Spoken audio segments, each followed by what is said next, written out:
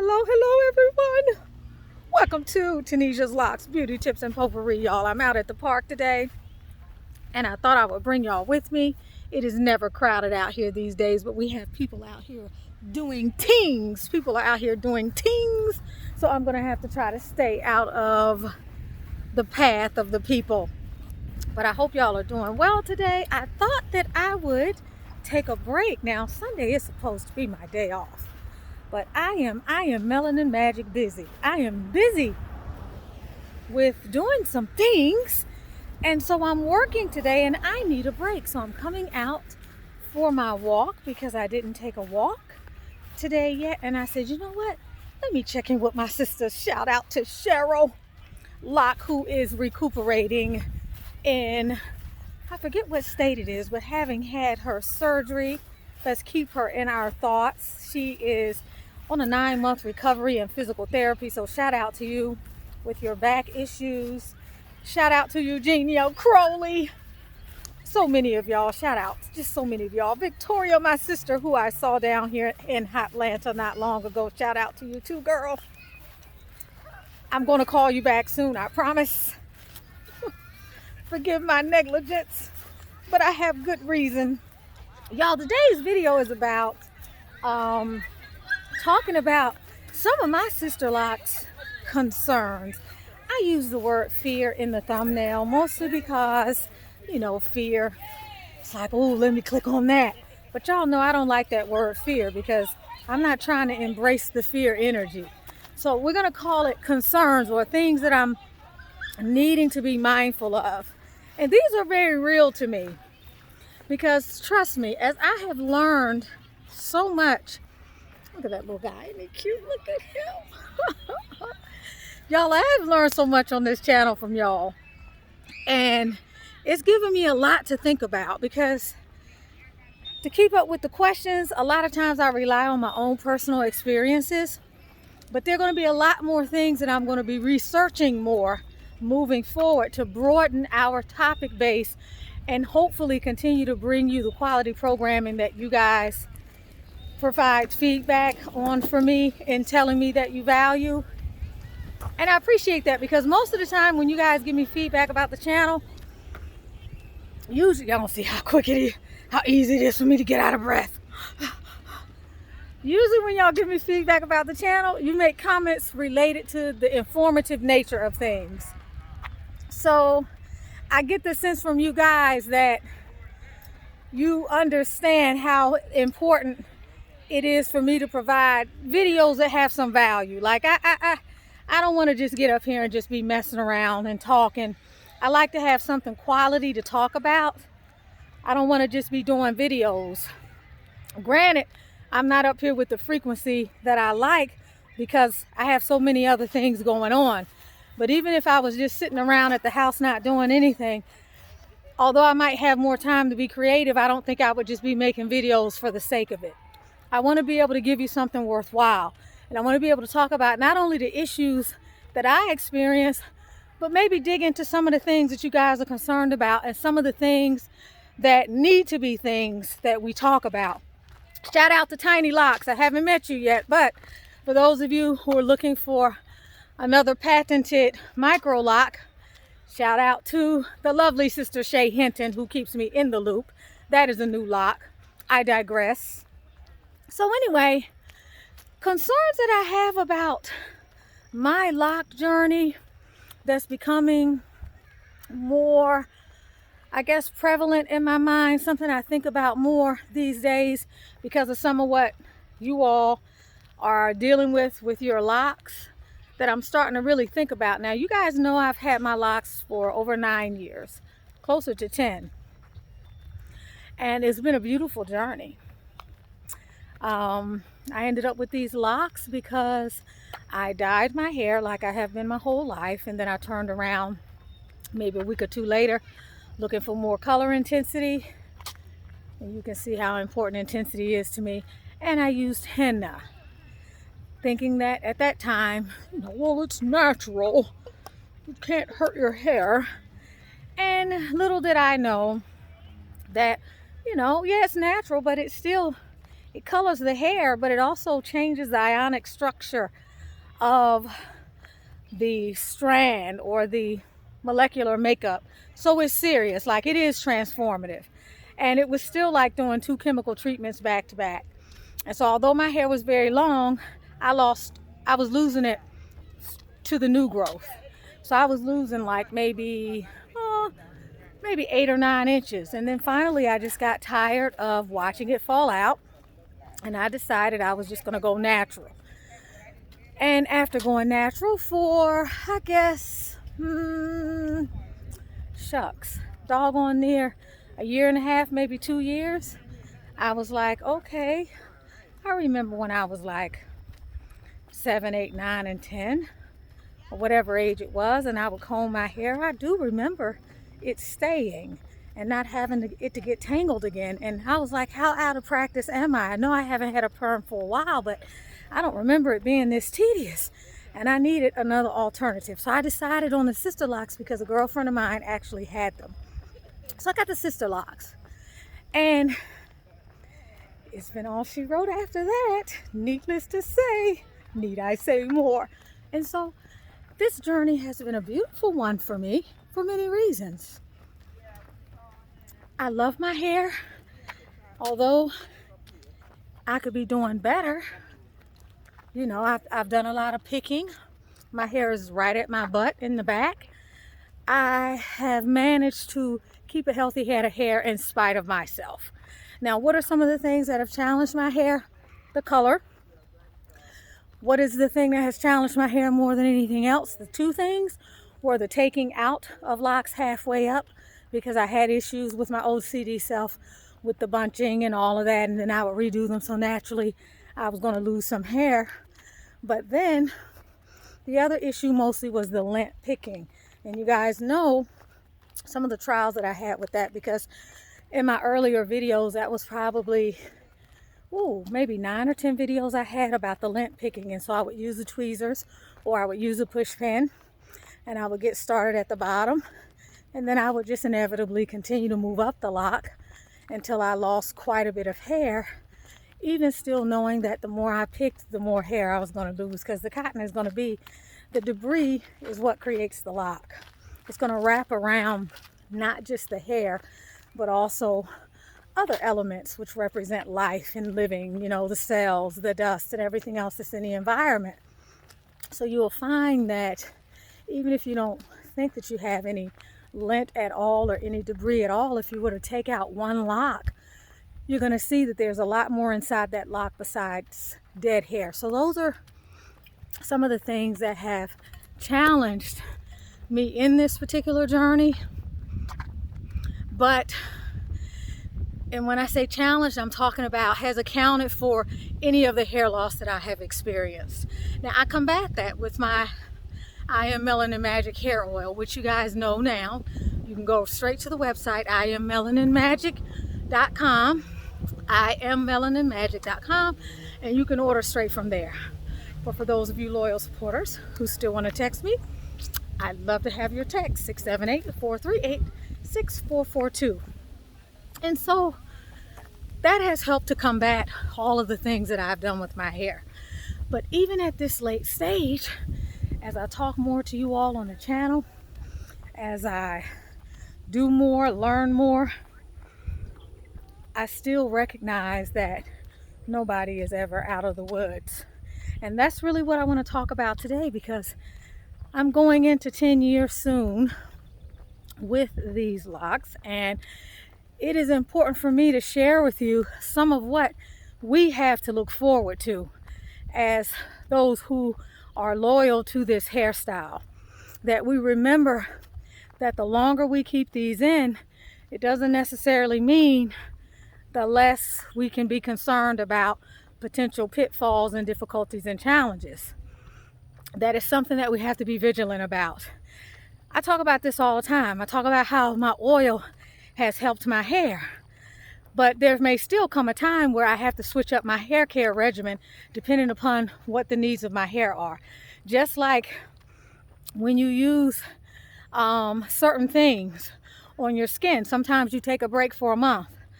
Okay, and then you start again. Our bodies let us know what they need. So what are my concerns? The weight, the glory of the weight of these locks. Okay, now you guys know I was gonna cut them.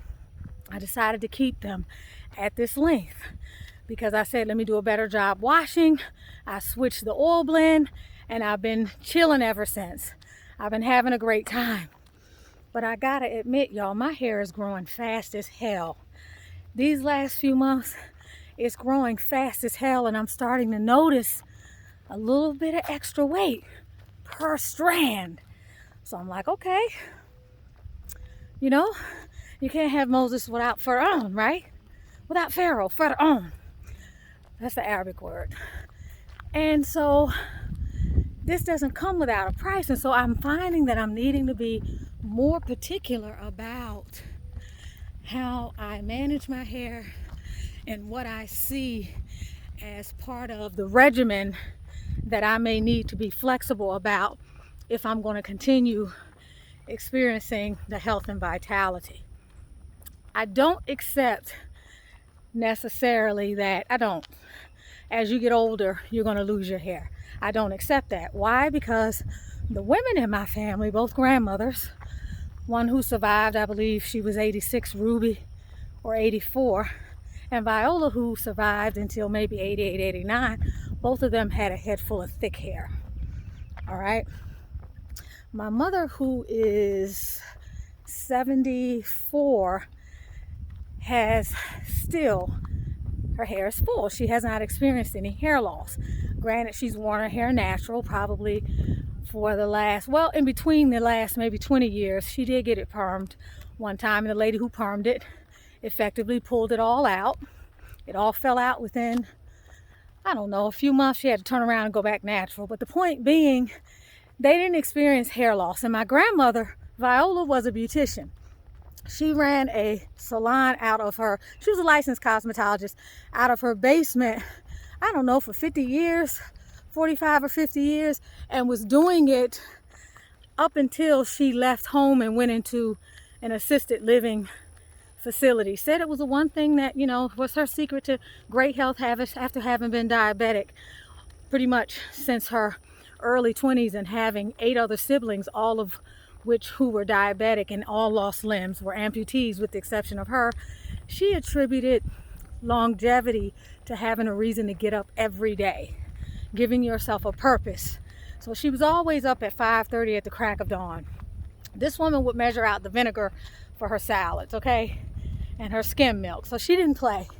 So anyway, I say that to say I don't buy into we gotta lose our hair. Okay, now lots of things play into hair loss, and I'm going to do a video on that. Stress, the way you eat, I strongly believe the way you think plays a role in hair loss. We even know today, thank goodness for epigenetics and neuroplasticity, that while our DNA may dictate the things that we are predisposed to, it accounts for less than 5% of what actually manifests in our life, even with diabetes and other chronic disease. What accounts for it are environmental influences and things that have to do with how we're wired, our mindset. We can actually create health with the right kind of mindset. Do the research. I want to do a video on that too, because that's the area that I'm in. So what is it that we need to be aware of? If the hair is thinning, if we're losing hair, then there's something happening in our hair care routine that we have to modify. Period. It's just that simple. There's something that you are doing that needs to transform. Now, ideally, if you cut these all off and started over, you probably could grow all your hair back, depending upon, with some level of ease, depending upon how long you were experiencing the hair loss, how traumatized your hair was, and a ton of other mitigating factors that can make a situation complex. Give me a second. We have a crowd. Beautiful, beautiful people. So, okay. So what do we do? Most people aren't willing to cut the locks off. I know I'm not. I want to keep these things for as long as they'll have me. Okay, I want to have them. So what does that mean? That means that there have to be other aspects of my hair care regimen and my whole health approach that I'm willing to take a more critical look at, right? Okay, so let's start there then. Let's talk about some of those things. Okay, I may change my diet. Diet is extremely important.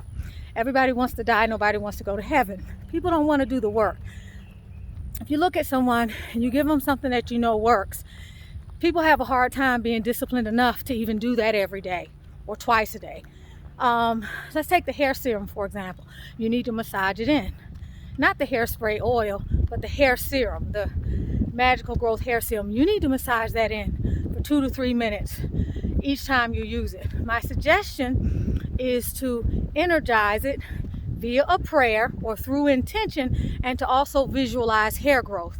Now, if that is a recipe for success and you are given that, what is it that stops us from doing the things that we need to do, right? That's the human condition.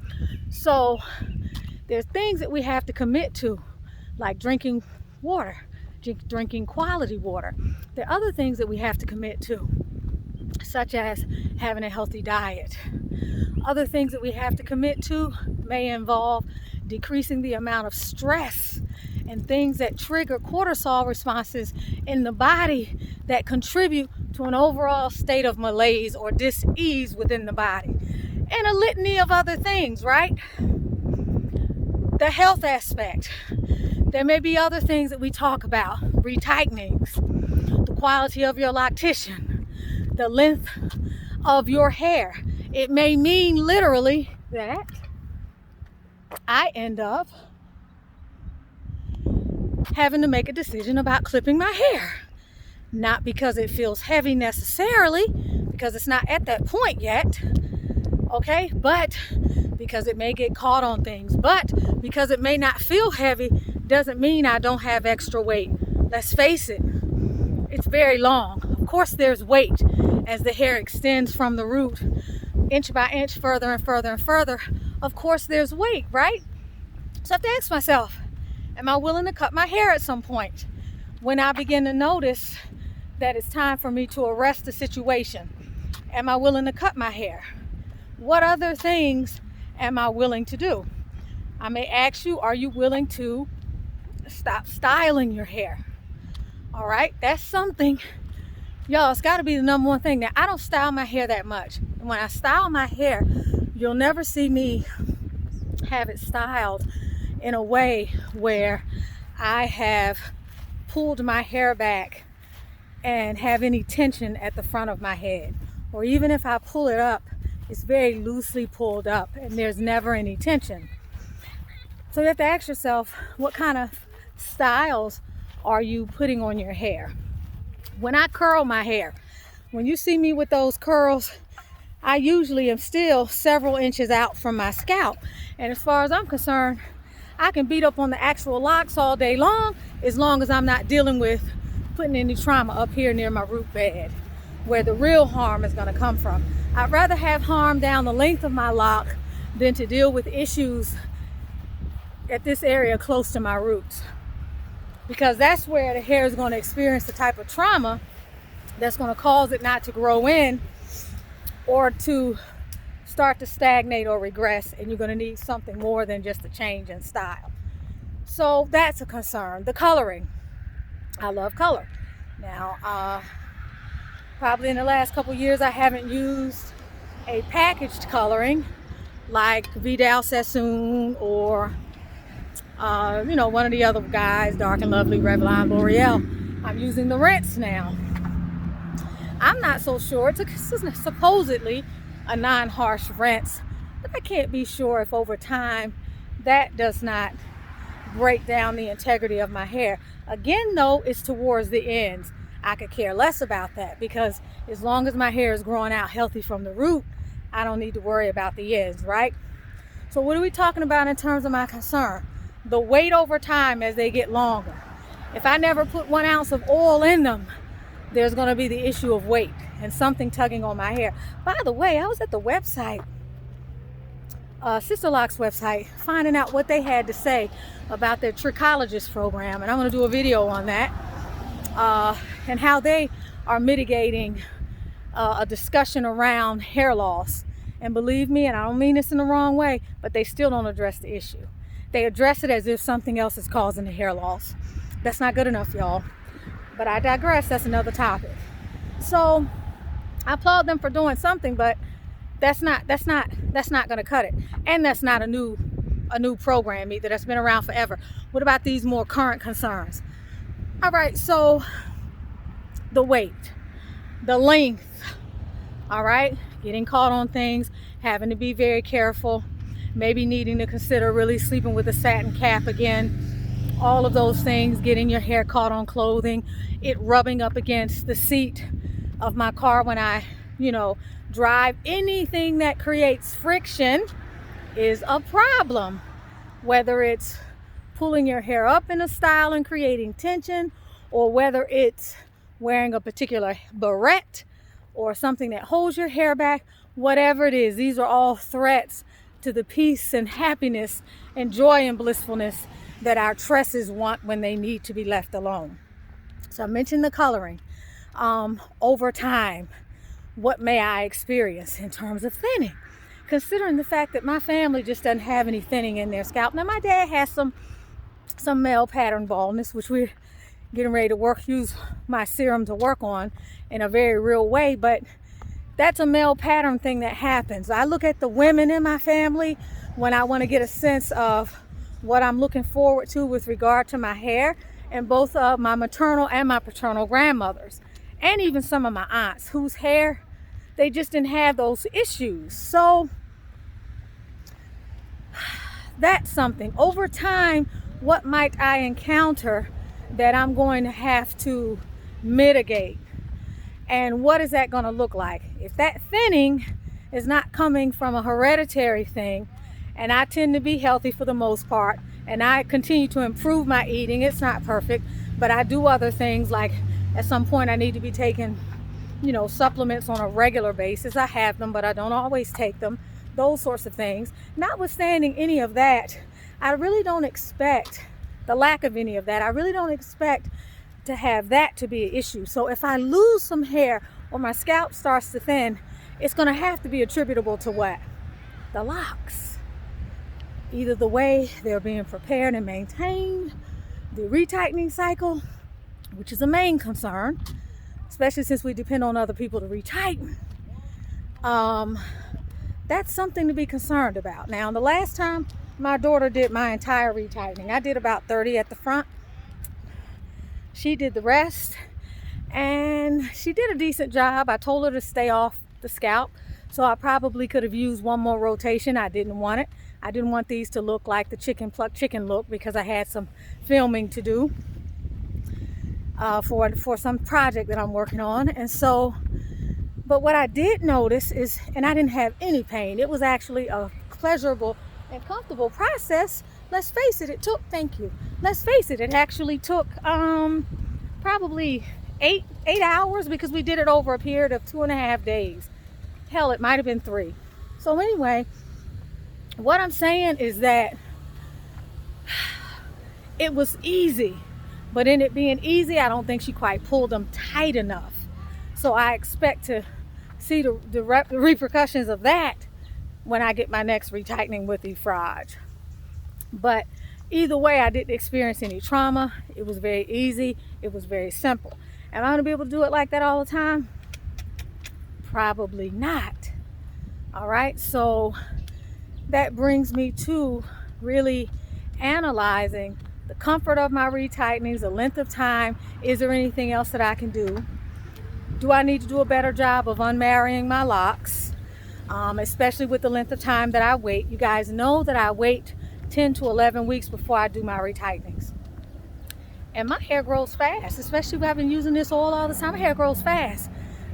And my hair wouldn't be this thick if there was something wrong with waiting that long. Okay, I have an average amount of growth. Okay, and my locks, if anything, they used to be way thicker, but they've compressed, which is what locks do at the mature state. I don't feel yet that I'm experiencing any thinning of my locks, except for any reason that maybe I have created something in the back. I did. Maybe the lock is a little thin because I combined them and I was impatient, so I cut the hair rather than untangle it, things like that. So I'm saying that because if I have issues with my locks and thinning or some kind of baldness, I'm inclined to say, even at this premature stage, more than likely it's going to be related to the retightening, the trauma on my hair, or some styling, or too frequent a washing. I'm saying that for you all, the styling and too frequent a washing, because I don't wash my hair that much. Y'all already know. For me, it might be the quality of the washing, which I've gotten much better with, in the sense of in between washes, or when you wash, you're oiling, you need to do a thorough wash to make sure you get anything out of your hair that has a weight to it. If you think about the 8-ounce bottle of I Am Melanin Magic Oil that we love to love, it has weight to it, right?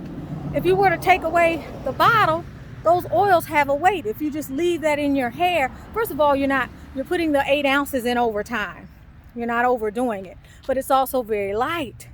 A lot of it is absorbed very well, and that's why I always emphasize make sure you rinse it out, because for the years, which are probably 6-7 years, that I was half ASS washing my hair, I washed it one time and that was it. Right around the time I met that lady, told y'all that lady who was psychic, who came up to me and said, don't cut your hair. And I'm thinking, how the hell did she know I was getting ready to cut my hair? And I sat there and talked to her for an hour. And while I was talking to her at J. Juice Spa, I continued to wash and condition my hair. And when I got up, not condition it as in, doing this, not conditioning as in product. I continued to wash and wash and rinse and wash and rinse and wash and rinse. And when I got up and my hair dried, it was lighter than ever. And it became clear to me at that time that the reason why my hair was weightful was because I was not doing a good enough job washing it. So that's when I began to change my approach to the washing, which is why that is so important to you, to thoroughly wash your hair. But these are things that we have to consider. And so my concerns, how can they possibly be mitigated over time? First and foremost, as a solution, is to really study my hair and maintain a level of investigative curiosity, paying attention to my locks so that I can notice when something is off center, so that I can pay attention to if there's a lock that seems thinner at the root bed than it should be. I'm not as concerned with the hair down the length of the lock, okay? Because for me, and that's up to you, I know what some of that could be from. If I've been playing with my locks and pulling out hairs and picking lint, I'm concerned with how is my hair rebounding when it's time for it to grow. How is the growth? So I've got to be able to notice everything. Is it too thin at the root? I need to be able to notice. I need to be able to notice if I'm doing everything that's the same with my hair, but it's not growing as fast, and I'm supposed to be in a growth phase. What's happening with my hair? I need to be able to notice every single thing instead of being careless and pulling hairs apart, and sometimes just being like, oh, I got 587 of these things. What's a few hairs going to matter? Because I do that.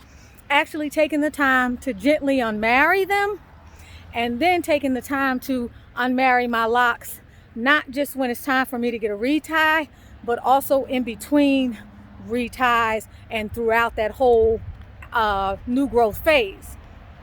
I might also have to pay attention to the retightenings more. What is it that I may need to communicate to Efraj during my retightenings that can assist me in the long run?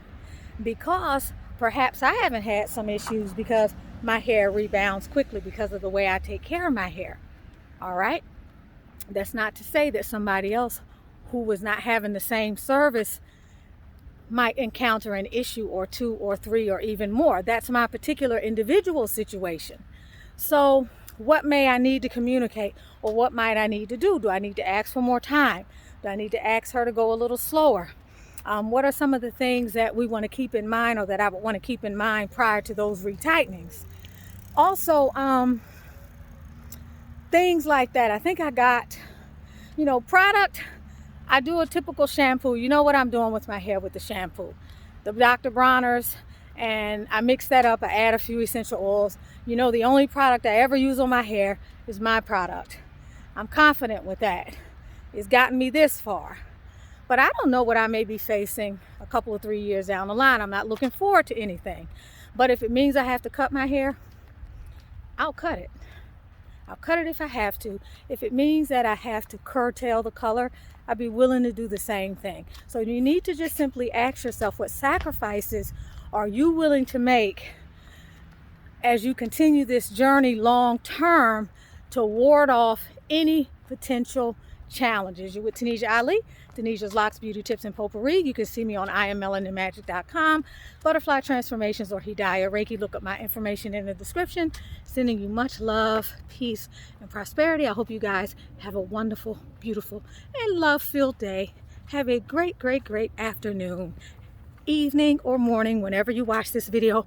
And I'm sending you love.